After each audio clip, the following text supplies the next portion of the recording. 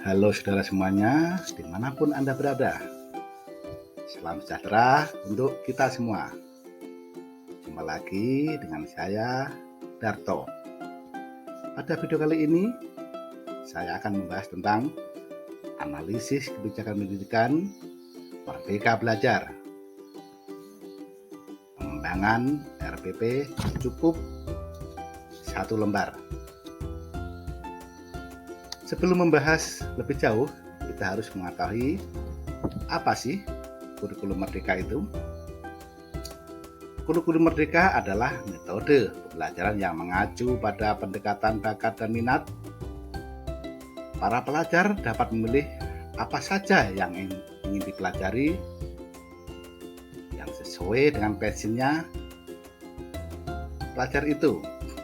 Secara umum, kurikulum merdeka merupakan kurikulum pembelajaran intrakurikuler yang beragam. Merdeka Belajar adalah bagaimana guru melibatkan dalam menentukan tujuan pembelajaran serta memberikan pilihan cara belajar serta melakukan refleksi terhadap proses dan hasil belajarnya.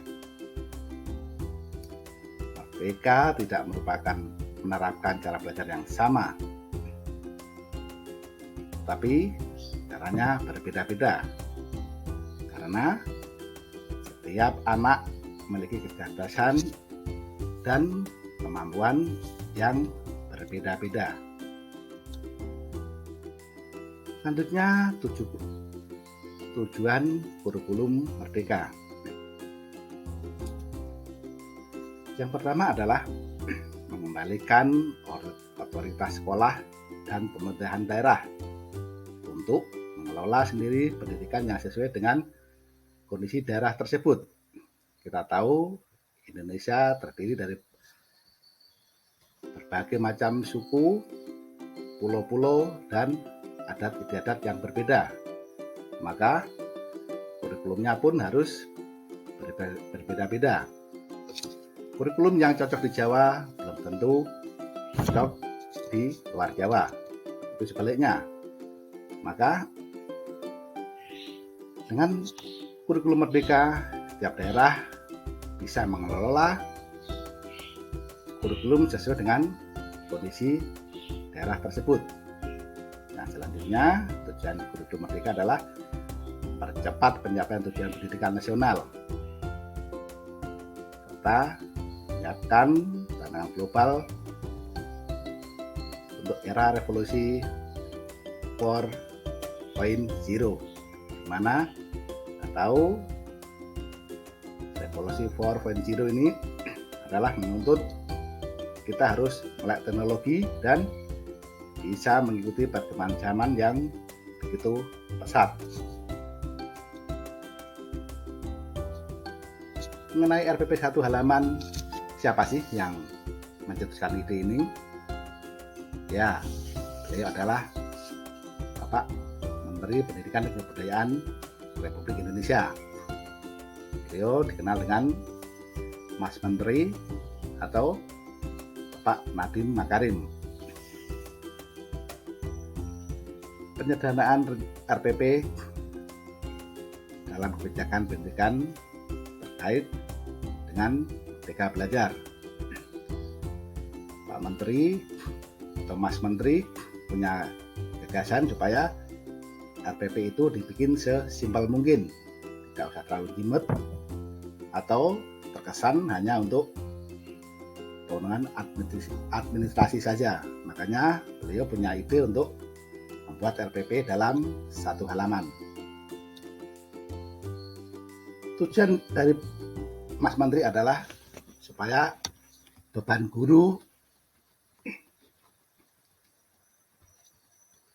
lebih ringan dalam hal administrasi. Karena RPP yang sebelumnya terdiri dari belasan komponen bisa disederhanakan menjadi 3 komponen inti, sehingga dapat dibuat dalam 1 halaman. 3 komponen itu, yang Yang pertama adalah tujuan pembelajaran. Tujuan pembelajaran ditulis dengan merujuk pada kurikulum 2013 dan kebutuhan peserta didik. Tujuan pembelajaran menggambarkan proses dan hasil belajar yang diharapkan dicapai oleh siswa sesuai dengan kompetensi dasar. Penyusunan tujuan pembelajaran pada RPP disederhanakan, dirumuskan berdasarkan kompetensi dasar dengan menggunakan kata kerja operasional yang dapat diamati dan diukur, yang mencakup sikap, pengetahuan, dan keterampilan. Langkah kegiatan pembelajaran yang kedua adalah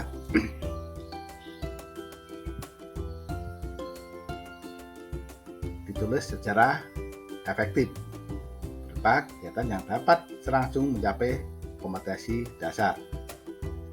Meskipun demikian, kegiatan pembelajaran tetaplah dilakukan secara interaktif, inspiratif, dan menyenangkan, menantang, serta memotivasi peserta didik. Yang selanjutnya adalah asesmen atau penilaian pembelajaran. Prosedur penilaian pembelajaran juga dibuat dengan sesederhana mungkin, tapi dengan tetap memperhatikan indikator pencapaian kompetensi dan mengacu pada standar penilaian. Penilaian pembelajaran dapat dilakukan dengan memperhatikan 3 bentuk penilaian abad 21, yaitu assessment for learning, assessment are learning, dan assessment of learning.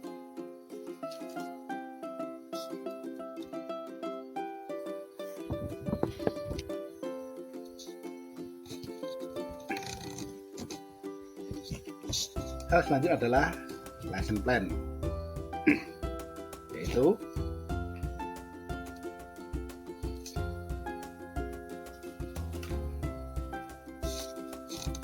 mana seorang pengajar harus memperhatikan adalah saat penulisan RPP.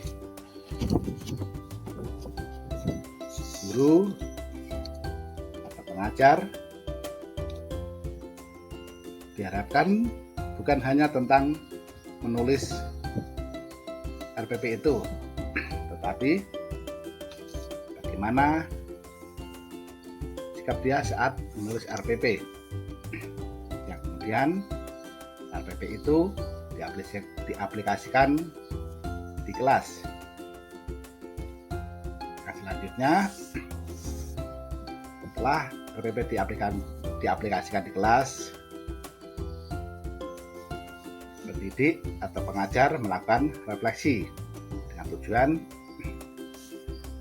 untuk mengetahui tersampaikannya pesan atau tujuan yang dimaksud oleh seorang pengajar itu. Apakah tujuannya tercapai atau tidak, ataukah anak didik semakin bingung atau gimana pun, maka harus dilakukan refleksi. Jadi dalam ujian RPP ini, guru tidak semata-mata hanya menulis berlembar-lembar, tapi kurang efisien dalam pembelajaran yang terkesan hanya untuk pemenuhan administrasi saja. Standar proses pendidikan dasar dan menengah berdasarkan Permendikbud nomor 12 tahun 2016, yaitu RPP adalah rencana kegiatan pembelajaran tatap muka untuk satu pertemuan atau lebih yang dikembangkan dari silabus atau mengarahkan kegiatan pembelajaran peserta didik dalam upaya mencapai kompetensi dasar. Selanjutnya adalah prinsip penyederhanaan RPP.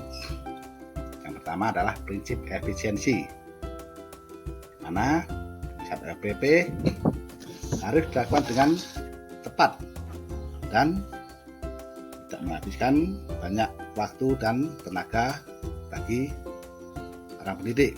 Yang kedua adalah prinsip efektif, mana penulisan RPP dilakukan untuk mencapai tujuan pembelajaran. Yang terakhir, prinsip penyederhanaan RPP adalah berorientasi pada peserta didik. Penulisan RPP dilakukan dengan mempertimbangkan kesiapan, ketertarikan, dan belajar peserta didik di kelas. RPP dibuat dalam satu halaman, asalkan sesuai dengan prinsip efektif, efisien, dan berorientasi pada peserta didik. Demikianlah video yang saya buat kali ini. Semoga bisa memberikan manfaat bagi kita semua. Terima kasih.